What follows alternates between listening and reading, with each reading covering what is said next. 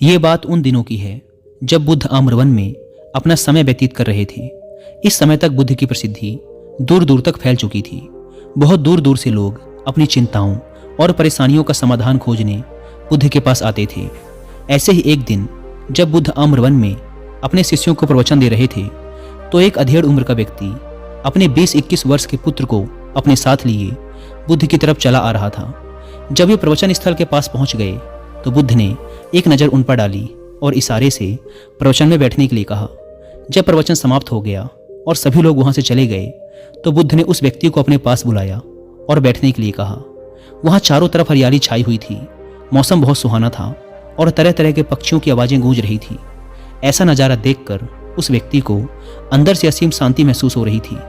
इसके बाद बुद्ध ने उस व्यक्ति से आने का कारण पूछा तो इस पर व्यक्ति ने कहा, हे तथागत, मैं 2 दिन की लंबी यात्रा करके अपने पुत्र को आपसे मिलवाने लाया हूँ। ये मेरा इकलौता पुत्र है, पर यह हर समय थका थका रहता है। ऐसा लगता है जैसे इसके अंदर कोई जान ही नहीं है, कोई प्राण ही नहीं है। इसका स्वभाव भी काफ़ी चिड़चिड़ा हो गया है। अगर हम इससे कुछ भी कहते हैं तो यह हमारी छोटी छोटी बातों पर गुस्सा हो जाता है। इसके देखने की क्षमता भी उम्र से पहले ही कमज़ोर हो गई है और इसके बाल भी सफ़ेद पड़ने लगे हैं। इतनी कम उम्र में इतनी बड़ी उम्र का लगना, मुझे तो कुछ समझ नहीं आ रहा कि इसके साथ हो क्या रहा है। तथागत, मैं अपने पुत्र के स्वास्थ्य को लेकर बहुत चिंतित हूँ। जब मैं अपने पुत्र को वैद्य जी के पास लेकर गया तो उन्होंने कुछ औषधि दी और कहा, अपने पुत्र को तनाव कम लेने के लिए कहो। वो अपने दिमाग में बहुत अधिक तनाव लेता है, इसीलिए उसकी ऐसी हालत हो गई है। लेकिन मुझे उनके बहुत समझाने के बाद भी तनाव का मतलब समझ नहीं आया। मुझे नहीं पता कि तनाव होता क्या है, यह किन कारणों से आता है और उसे कैसे अपने पुत्र के दिमाग से निकालूं।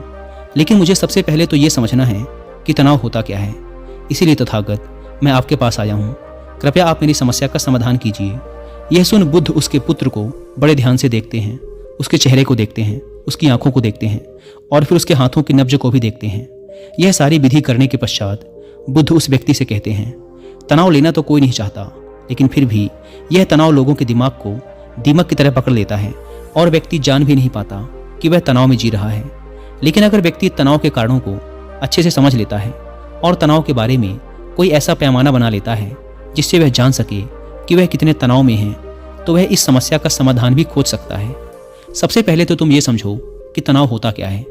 जब भी कोई व्यक्ति कोई काम कर रहा होता है लेकिन उसका मन कहीं दूर भटक रहा होता है, कल्पनाओं में होता है, तो उसके शरीर और मन के बीच एक दूरी पैदा हो जाती है। यह दूरी जितनी अधिक होगी, व्यक्ति उतनी ही ज़्यादा बेहोशी की अवस्था में होता है और शरीर व मन के बीच की इसी दूरी, इसी खिंचाव को तनाव कहा जाता है। आखिर कोई पसंदीदा खेल खेलने के बाद व्यक्ति चुस्ती और प्रसन्नता से क्यों भर जाता है, जबकि उसने तो अपने शरीर को थकाया है। लेकिन समझने वाली बात यह है कि खेलते समय मन और शरीर एक साथ पूरी तरह से उस खेल में केंद्रित होते हैं, जिससे शरीर और मन के बीच दूरी पैदा नहीं होती और कोई तनाव पैदा नहीं होता। और अगर दिमाग में कोई तनाव था भी तो वह भी दूर हो जाता है। लेकिन इसके विपरीत जब हम कोई ऐसा काम करते हैं जो हमें पसंद नहीं, तो हमारा शरीर तो उस काम को कर रहा होता है, लेकिन हमारा मन कहीं दूर कल्पनाओं में भटक रहा होता है, जिससे शरीर और मन के बीच एक दूरी पैदा हो गई और तनाव ने जन्म ले लिया। इसीलिए व्यक्ति को एक समय पर सिर्फ एक ही काम करना चाहिए और अपने तन और मन की सारी शक्ति उसी एक काम पर लगा देनी चाहिए, जिससे व्यक्ति के अंदर तनाव पैदा ही ना हो। इसके बाद बुद्ध ने कहा, तनाव पैदा होने के मुख्य 8 कारण होते हैं और जिसने इन कारणों को समझ लिया वह जीवन भर तनाव मुक्त रह सकता है। मुख्य कारणों में सबसे पहला कारण है अति महत्वाकांक्षी होना। महत्वाकांक्षी होना अच्छी बात है, लेकिन क्या कभी आपने इस बात पर ध्यान दिया है कि इंसान के लक्ष्य कभी पूरे ही नहीं होते। उसका एक लक्ष्य पूरा हुआ नहीं कि वह दूसरे की तरफ भागने लगता है, दूसरा पूरा हुआ तो तीसरे की तरफ, और इस तरीके से वह अपने लक्ष्यों को पाने के लिए जिंदगी भर गोल गोल घूमता रहता है। इसीलिए जो व्यक्ति अति महत्वाकांक्षी होता है, जिसने बड़े बड़े लक्ष्य बनाए होते हैं, वह वर्तमान में कभी रह ही नहीं पाता। उसका मन सदैव भविष्य की योजनाएं बनाने में ही व्यस्त रहता है। उसका शरीर तो वर्तमान में रहता है, लेकिन मन भविष्य में ही रहता है, जिससे मन और शरीर के बीच दूरी पैदा हो जाती है और वह तनाव भरी जिंदगी जीने लगता है। बुद्ध के मुंह से यह बात सुन उस लड़के ने कहा, बुद्ध, तो फिर इसका मतलब है कि हमें लक्ष्य नहीं बनाने चाहिए, क्योंकि लक्ष्य बनाना भी तो महत्वाकांक्षा ही है। इस पर बुद्ध ने कहा, जीवन में लक्ष्य बनाना कोई गलत बात नहीं, लेकिन समस्या तब उत्पन्न होती है जब हम अपना पूरा ध्यान उस लक्ष्य से मिलने वाले परिणाम पर ही लगा देते हैं और उसके परिणाम की चिंता करते रहते हैं। व्यक्ति को वर्तमान में जीना आना चाहिए। आप लक्ष्य बनाइए और उस लक्ष्य की प्राप्ति के लिए कड़ी मेहनत करिए, लेकिन साथ ही साथ आपको इस बात का भी ज्ञान होना चाहिए कि आप अभी वर्तमान में जी रहे हैं और वर्तमान ही सत्य है। बुद्ध ने आगे कहा, तनाव का दूसरा सबसे बड़ा कारण है ईर्ष्या। जब व्यक्ति ईर्ष्या और जलन से भर जाता है तो उसका मन अंदर से सड़ने लगता है। ईर्ष्या एक आंतरिक घाव है। आंतरिक घाव यानी मन का घाव। व्यक्ति के शरीर का घाव तो भर सकता है, लेकिन मन का घाव कभी नहीं भर सकता। इसीलिए व्यक्ति को दूसरे की खुशी और तरक्की से कभी ईर्ष्या नहीं करनी चाहिए, क्योंकि ईर्ष्या तनाव का कारण है। इसके बाद बुद्ध ने तनाव का अगला कारण बताते हुए कहा कि अरुचिपूर्ण काम करने से भी मन में तनाव पैदा होता है। जो काम करना हमें पसंद ही नहीं है, जिस काम में हमारी रुचि ही नहीं है, उस काम में हमारा मन लग ही नहीं पाएगा। हमारा शरीर तो वहीं बैठा रहेगा, लेकिन हमारा मन कल्पनाओं की उड़ान भरेगा, जिससे शरीर और मन के बीच दूरी पैदा हो जाती है और व्यक्ति तनावग्रस्त हो जाता है। इसीलिए इंसान को हमेशा अपनी रुचि के अनुसार ही कार्य करने चाहिए। अगर व्यक्ति ने यह पता कर लिया कि उसे कौन सा काम करना पसंद है और वो उसी काम को अपने जीवन का लक्ष्य बना लेता है, तो फिर वो काम उसके लिए काम नहीं बल्कि खेल बन जाता है। लेकिन दोस्तों, अपने पैशन को फॉलो करो, ये कहना जितना आसान है उतना ही मुश्किल है अपने असली पैशन को फाइंड करना। क्योंकि आजकल ज़्यादातर युवा सोशल मीडिया और अपने फेवरेट सेलिब्रिटीज से इन्फ्लुएंस होकर किसी भी काम को अपना पैशन मान लेते हैं और फिर थोड़े दिनों तक प्रयास करने के बाद उसे बीच में ही छोड़ देते हैं, क्योंकि वो उनका पैशन था ही नहीं। और इस तरीके से वो अपना बहुत सा कीमती समय और ऊर्जा बर्बाद कर देते हैं। तो फिर अपने असली पैशन को कैसे पहचानें? अगर आपका भी यही सवाल है तो इसके जवाब के लिए आप कुकू एफएम पर एक ऑडियो बुक सुन सकते हैं, जिसका नाम है अपने पैशन को पहचानो। ये ऑडियो बुक आपको स्टेप बाय स्टेप गाइड करेगी अपने असली पैशन को ढूंढने में। और जिन्हें कुकू एफएम के बारे में नहीं पता, ये इंडिया का लीडिंग ऑडियो शो प्लेटफॉर्म है, जहां पर 15 lakh plus active Hindi paid subscribers हैं और हर महीने 4200 घंटे से भी ज़्यादा का न्यू कंटेंट अपलोड कर दिया जाता है। कुकू एफएम पर आपकी और मेरी तरह लाखों लोग हर दिन 1.5 लाख घंटे से भी ज़्यादा का कंटेंट कंज्यूम करते हैं। In short, Kuku FM is 10 time more valuable than before. और अगर अभी तक आपने इसके ह्यूज डिस्काउंट का फायदा नहीं उठाया तो अभी भी देर नहीं हुई, क्योंकि अगर आप यूज़ करते हैं कूपन कोड WI30 तो आपको इसके फर्स्ट मंथ के सब्सक्रिप्शन पर मिलेगा 30% का डिस्काउंट, यानी आपको पड़ेगा 99 की बजाय सिर्फ 69 रुपीज़ का। इस ऐप को डाउनलोड करने की link description and first comment पर मिल जाएगी। आइए कहानी पर वापस लौटते हैं। बुद्ध ने कहा, तनाव का चौथा कारण होता है किसी दूसरे से अपेक्षा रखना। बुद्ध ने उस व्यक्ति की ओर इशारा करते हुए कहा, एक पिता होने के नाते तुम्हारी अपने पुत्र से बहुत सी अपेक्षाएं होंगी कि तुम्हारा पुत्र एक बहुत ही कामयाब इंसान बने, तुम्हारा नाम रोशन करे, जैसा तुम चाहते हो उस तरह का जीवन जिए, तुम्हारी हर बात माने। लेकिन क्या आज तक कभी किसी की सारी अपेक्षाएं पूरी हुई हैं? जब भी कोई व्यक्ति किसी दूसरे से कोई अपेक्षा रखने लगता है तो वो अनजाने में अपने लिए तनाव पैदा करने लगता है। जरा सोचो कि अगर तुम्हारा बेटा तुम्हारे अनुसार काम नहीं कर रहा और वो नहीं बन पा रहा जो तुम उसे बनाना चाहते हो, तो निश्चित रूप से तुम्हारे दिमाग को तनाव पकड़ लेगा। तुम तनाव से भरा जीवन जीना शुरू कर दोगे और इस तनाव के वश में आकर तुम ऐसा व्यवहार करोगे, ऐसी बातें करोगे कि तुम्हारा अपने पुत्र के साथ संबंध और भी खराब होता चला जाएगा। इसीलिए व्यक्ति को जितना हो सके उतनी कम अपेक्षाएं दूसरों से रखनी चाहिए, और अगर पूरी तरह से तनाव मुक्त रहना है तो दूसरों से अपेक्षा रखना ही बंद कर दो। इसके बाद बुद्ध ने कहा कि शारीरिक कष्ट भी इंसान के तनाव का एक कारण होता है। जब व्यक्ति किसी शारीरिक पीड़ा से गुजर रहा होता है तो उसका पूरा ध्यान बस अपने उस शारीरिक दर्द पर होता है और वह पूरे दिन बस उसी के बारे में सोचता रहता है, जिससे उसका मन दुख के विचारों से भर जाता है और ऐसी स्थिति में व्यक्ति तनावग्रस्त रहने लगता है। यह सुन उस व्यक्ति ने कहा कि हे बुद्ध, शारीरिक दुख तो किसी भी व्यक्ति को हो सकता है, तो फिर क्या वह व्यक्ति जीवन भर तनाव में ही जिएगा?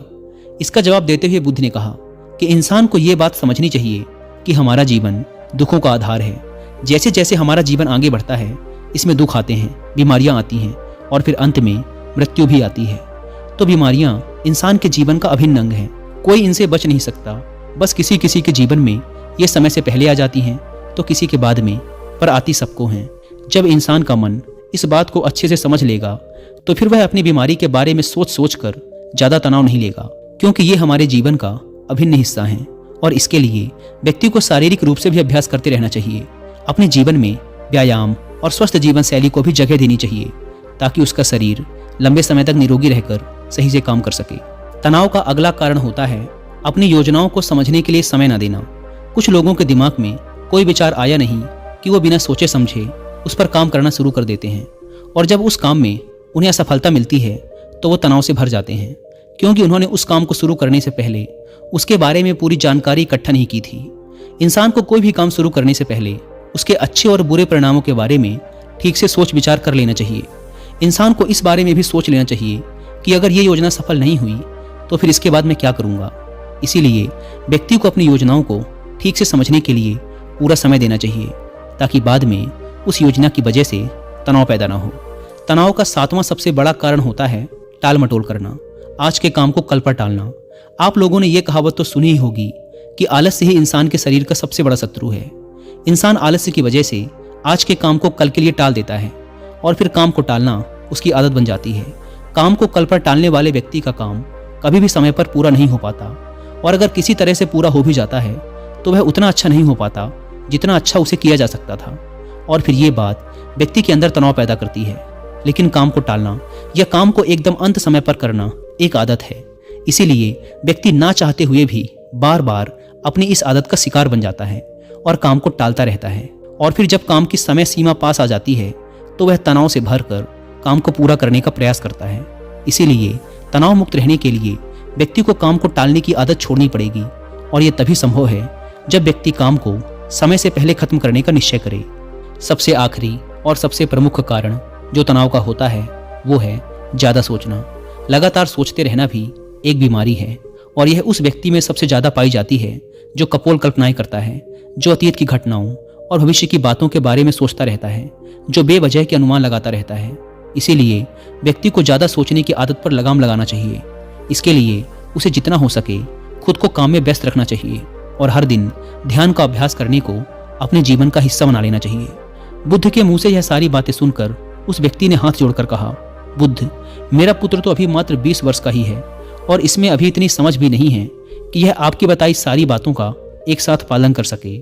आप कृपया करके तनाव मुक्त रहने का कोई आसान सा तरीका बता दें, जिससे मेरा बेटा उसका अनुसरण भी कर सके और तनाव मुक्त भी रह सके।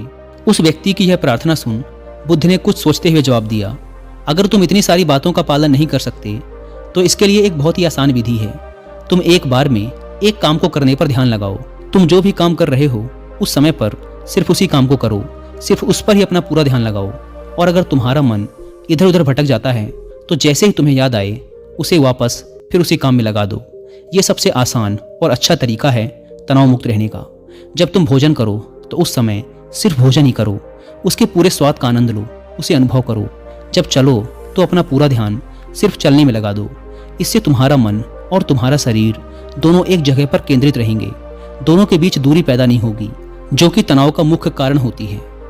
दोस्तों, आज की युवा पीढ़ी एक ही समय पर 2-2, 3-3 काम करने की आदी हो चुकी है, जैसे फ़ोन पर बात करते हुए गाड़ी चलाना, खाना खाते हुए टीवी देखना या फ़ोन चलाना। और फिर इनकी शिकायत रहती है कि मैं तनाव में जी रहा हूँ, मेरा मन अशांत रहता है, मैं चिड़चिड़ा सा हो गया हूँ। जब कोई व्यक्ति एक ही समय पर 3-3 काम करेगा तो तनाव पैदा होना तो स्वाभाविक है, क्योंकि दिमाग तो एक समय पर पूरा ध्यान लगाकर सिर्फ एक ही काम कर सकता है। पूर्ण रूप से एक ही समय पर 2 कामों पर ध्यान कभी नहीं लग सकता। इसीलिए जहाँ तक संभव हो सके एक समय पर सिर्फ एक ही काम करने का प्रयास करें, वो भी पूरे ध्यान के साथ। दोस्तों, आशा करता हूँ कि आपको इस वीडियो से काफ़ी कुछ सीखने को मिला होगा, और कुकू एफएम पर अपने पैशन को पहचानो कि हिंदी ऑडियो बुक को सुनना ना भूलें। और मंथली सब्सक्रिप्शन पर 30% डिस्काउंट के लिए आप WI30 कूपन कोड का इस्तेमाल भी कर सकते हैं। धन्यवाद।